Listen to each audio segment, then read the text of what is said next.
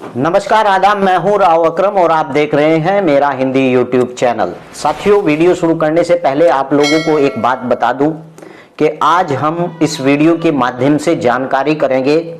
कि भूमि के पट्टे पर कैसे व्यक्तियों को दिए जाते हैं, यानी कि भूमि के पट्टे कैसे व्यक्तियों को दिए जाते हैं और उनका क्या क्रम होता है। और दूसरे नंबर पर हम जानेंगे कि पट्टा लेने के बाद प्रमाण पत्र को कौन जारी करता है, यानी जब आदमी पट्टा ले लेता है या कोई भी गरीबी रेखा से नीचे का व्यक्ति, सामान्य श्रेणी या ओबीसी या फिर अनुसूचित जनजाति का व्यक्ति इस प्रकार के पट्टे जैसे कि असंक्रमणी भूमिधर पट्टा और असामी का पट्टा, ये पट्टे ग्राम पंचायत के अंदर यानी कि इनके प्रस्ताव करती है भू प्रबंधक समिति और उस प्रकार की प्रक्रिया से ऐसे व्यक्तियों को दिए जाते हैं जिनका क्रम आज मैं इस वीडियो के अंदर बताऊंगा। क्योंकि बहुत से लोगों की कॉल आती है और वह लोग कहते हैं कि अकरम भाई हमें पट्टा लेना है। अब अकरम भाई को तो यह बात मालूम नहीं कि आप जो गरीबी रेखा की श्रेणी है उससे नीचे आते भी हैं या नहीं, या ओबीसी में या फिर अनुसूचित जनजाति में आते भी नहीं हैं। तो इस वीडियो से आज आपको जानकारी होगी कि असंक्रमणी भूमि और जो आपकी आसामी की भूमि है उसे पट्टे के रूप में कैसे लिया जा सकता है और किस श्रेणी के व्यक्तियों को यह पट्टे होते हैं, तो विस्तार से जानेंगे। लेकिन उससे पहले एक बात नोट कर लें, मुझे कॉल वही व्यक्ति करे जो मेरे चैनल का सदस्य है, अन्यथा जिस व्यक्ति ने मेरे चैनल पर सब्सक्राइब नहीं किया है और सदस्यता नहीं ली है वह व्यक्ति मुझे कॉल करके मेरा समय खराब ना करे।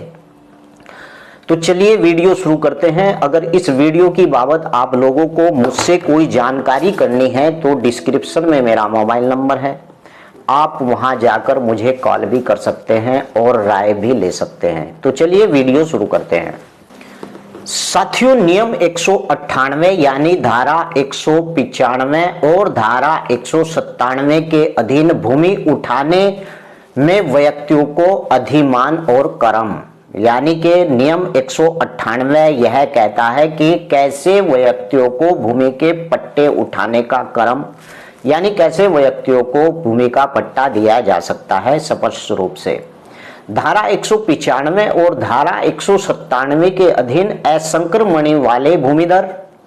और असामी के रूप में व्यक्तियों को भूमि पट्टे में, जिसे आगे इस भाग में यानी कि भूमि का आवंटन कहा गया है इस नियम के अंदर। और साथियों, भूमि प्रबंधक समिति धारा 178 के अधीन न्यायालय द्वारा दिए गए किसी भी आदेश के अधीन रहते हुए यानी कि निम्नलिखित अधिमान का क्रम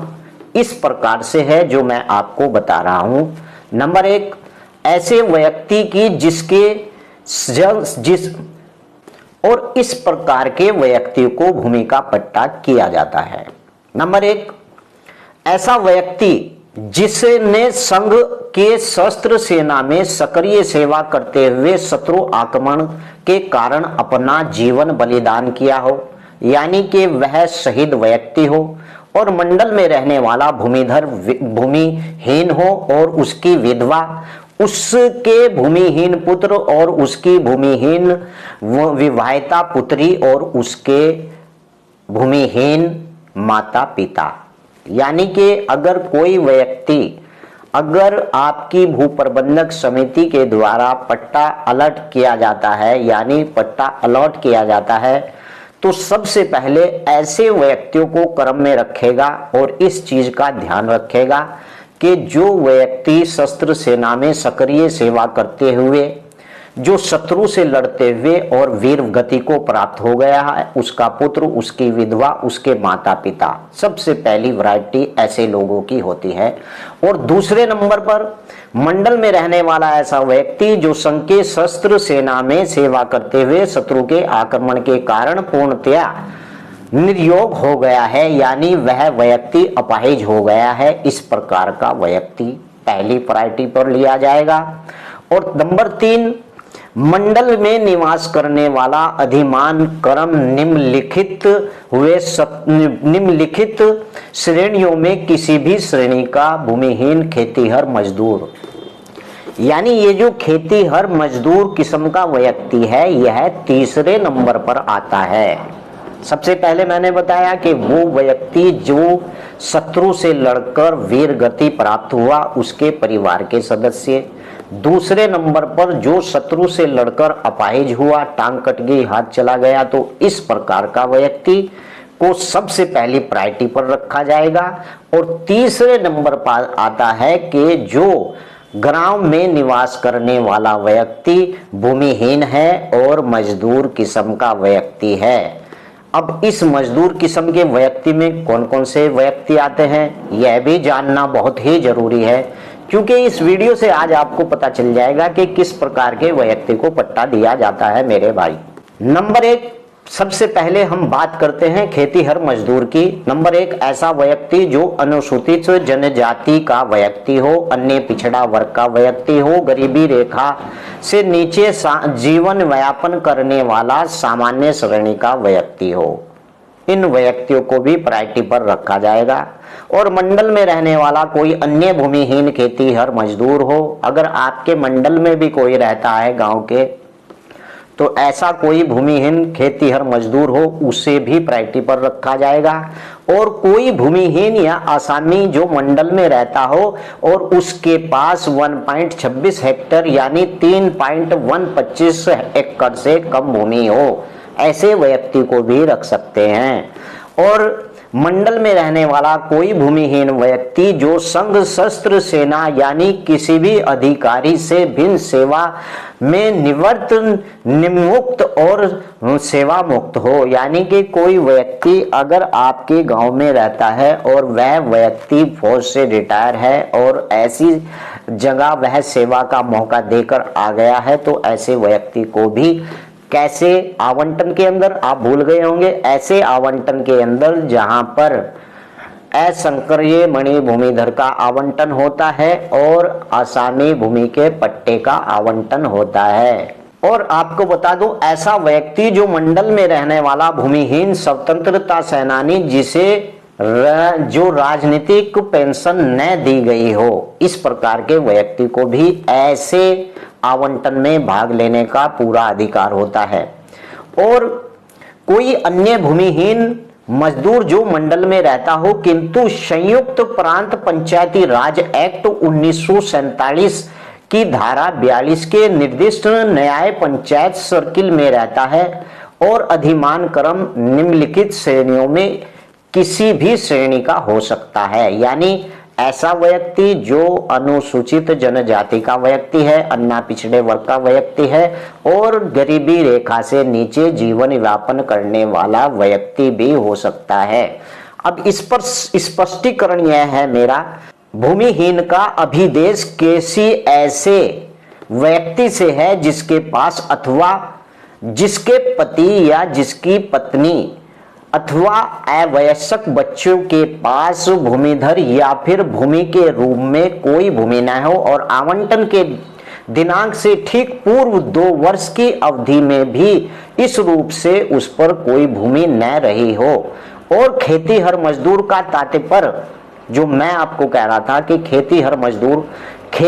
मजदूर का तात्पर्य ऐसे व्यक्ति से जिसकी जीविका का मुख्य साधन परंपरागत खेती हो। दूसरी बात, स्वतंत्रता सेनानी का तात्पर्य उत्तर प्रदेश या किसी भी प्रदेश ऐसे निवासी से है जिसके संबंध में कलेक्टर को यह प्रमाणित करे कि उसने सन 1930 से 1947 की अवधि में राष्ट्रीय स्वतंत्रता संग्राम में भाग लिया हो, उसे ही स्वतंत्रता सेनानी माना जाएगा। और वो ही इस प्रकार का व्यक्ति यानी उस आवंटन में भाग ले सकता है और उसी के प्रकार भाग लेने से संबंध किसी भी प्रकार का उसके पास प्रमाण पत्र दें, यानी उस व्यक्ति के पास स्वतंत्रता सेनानी का प्रमाण पत्र हो तो इस प्रकार का स्वतंत्रता सेनानी कहलाएगा। और उसने कम से कम 2 माह की अवधि के लिए कारावास का दंड भोगा हो, वह निवारक निरोध और के अंतर्गत अथवा विचाराधीन व्यक्ति के रूप में कम से कम 3 माह की अवधि के लिए जेल गया हो ऐसा स्वतंत्रता सेनानी, उसे कोड़े लगाने के दंडादेश का निष्पादन करने में 10 बैंत लगाई हो उसके पिछवाड़े पर 10 बैंत लगाई अगर अंग्रेज सरकार ने इस प्रकार का व्यक्ति, उसे फरार अपराधी घोषित किया गया हो ऐसा व्यक्ति, वह गोली बुलेट की चोट से घायल हो यानी स्वतंत्रता संग्राम के अंदर, और उसके अंतर्गत ऐसा व्यक्ति भी है जो पेशावर कांड के संबंध था और अथवा जो इंडियन नेशनल आर्मी पूर्ववर्ती इंडियन इंडिपेंडेंस लीग का अभिज्ञात सदस्य था, किंतु उसके अंतर्गत ऐसा व्यक्ति नहीं जिस प्रकार भाग लेने पर क्षमा याचिका अथवा भेद व्यक्त करने के कारण क्षमा कर दिया गया हो, यानी ऐसा व्यक्ति नहीं चलेगा कि उसने अंग्रेज सरकार के सामने क्षमा याचना किया हो और घुटने टेक दिए हो। इस प्रकार का व्यक्ति स्वतंत्रता संग्राम या स्वतंत्रता सेनानी नहीं हो सकता और उसे इस आवंटन में भाग लेने का भी अधिकार नहीं होता है। अब आपको बता दूं कि अन्य पिछड़ा वर्ग से क्या तात्पर्य है। उत्तर प्रदेश लोक सेवा अनुसूचित जनजाति और अनुसूचित जनजाति अन्य पिछड़ा वर्ग के लिए आरक्षण अधिनियम 1994 और उत्तर प्रदेश अधिनियम संख्या 4 सन 1994 की अनुसूची के 1 के विनिर्देशित नागरिकों के पिछड़े वर्गों से है, यानी पिछड़ा वर्ग का वही व्यक्ति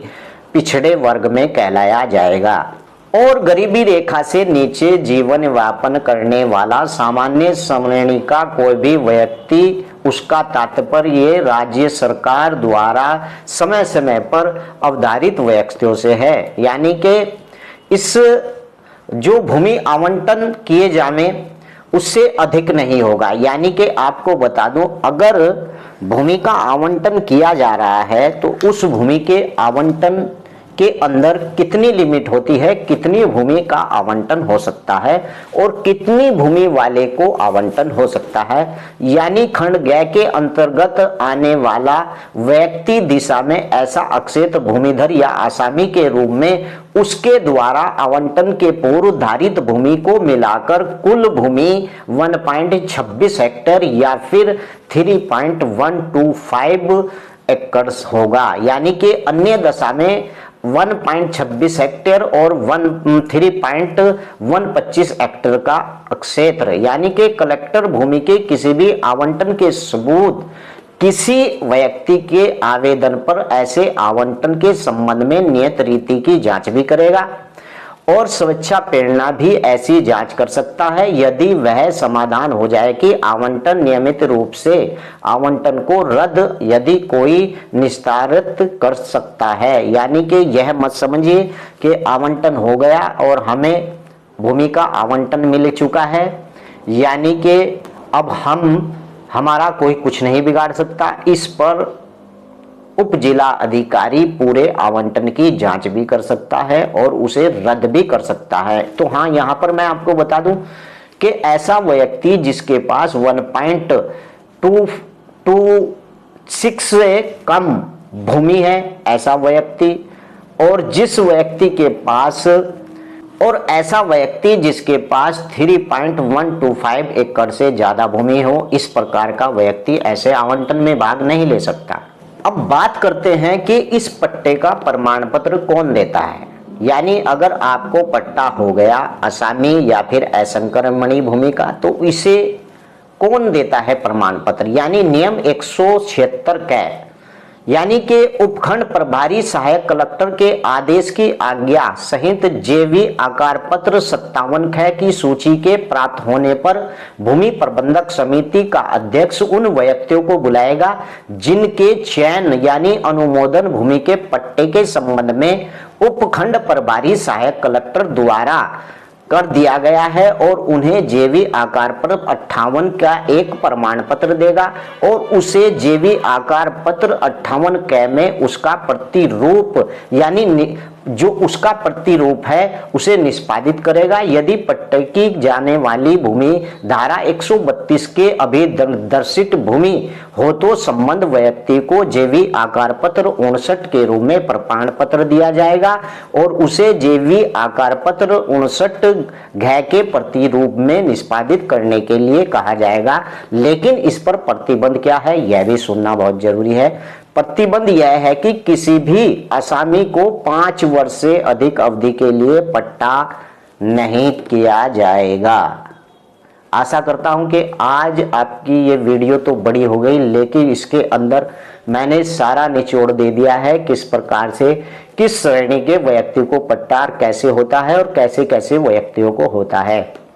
अगर इस वीडियो की बाबत आपको मुझसे कोई जानकारी करनी है तो डिस्क्रिप्शन में मेरा मोबाइल नंबर है, आप वहां जाकर मुझे कॉल भी कर सकते हैं। अगली वीडियो में फिर हाजिर होता हूं। जय हिंद, जय भारत, खुदा हाफिज। मेरे चैनल को आप सब्सक्राइब करें, शेयर करें व्हाट्सएप पर और फेसबुक पर। जय हिंद, जय भारत, खुदा हाफिज।